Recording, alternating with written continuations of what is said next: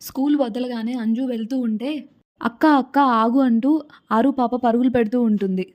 ఇంక అలా ఆరు పాప అంజు దగ్గరికి రాగానే, "అంజు, ఏంటి బుజ్జమ్మ, ఏమైంది అలా పరుగులు తీస్తున్నావు?" అని అడుగుతూ ఉంటుంది. "అక్క, ఈరోజు కూడా నేను మీ ఇంటికి వస్తున్నాను" అని బుజ్జమ్మ చెప్తుంది. "అవునా బుజ్జమ్మ, నిజమా? ఈరోజు కూడా మా ఇంటికి వస్తున్నావా?" అని అంజు పాప అంటుంది.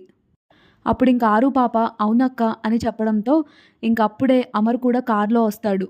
"రా అంజు వెళ్దాం" అని చెప్తూ ఉంటే, "డాడ్, ఈరోజు కూడా బుజ్జమ్మ మనింటికి వస్తుందంట" అని అంజు చెప్పడంతో అప్పుడు అమర్, "అవునా బుజ్జమ్మ, నిజంగా వస్తున్నావా?" అని అడుగుతాడు.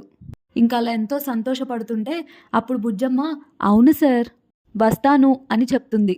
ఇంక అమర్, "మరి మీ మేడంకి చెప్పావా బుజ్జమ్మ" అని అడుగుతాడు.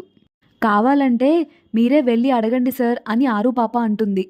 "సరే, నువ్వే ఫోన్ చేసి ఇవ్వు, మీ మేడంతో నేను మాట్లాడతాను" అని బుజ్జమ్మతో అమర్ అంటూ ఉంటాడు.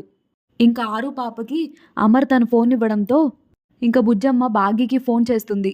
ఇంక బాగీ ఆ నెంబర్‌ని చూసి, "ఏమే కరుణ, మా ఆయన ఫోన్ చేస్తున్నారు" అని టెన్షన్ పడుతూ కరుణతో చెప్తూ ఉంటే అప్పుడు కరుణ, "ఎవరే ఆయన?" అని అడుగుతుంది.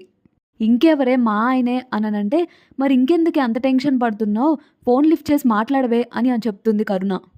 ఇంక బాగీ చీర చెంగుని ఫోన్‌కి అడ్డంగా పెట్టుకొని లిఫ్ట్ చేసి వాయిస్ మార్చి హలో అని అంటుంది.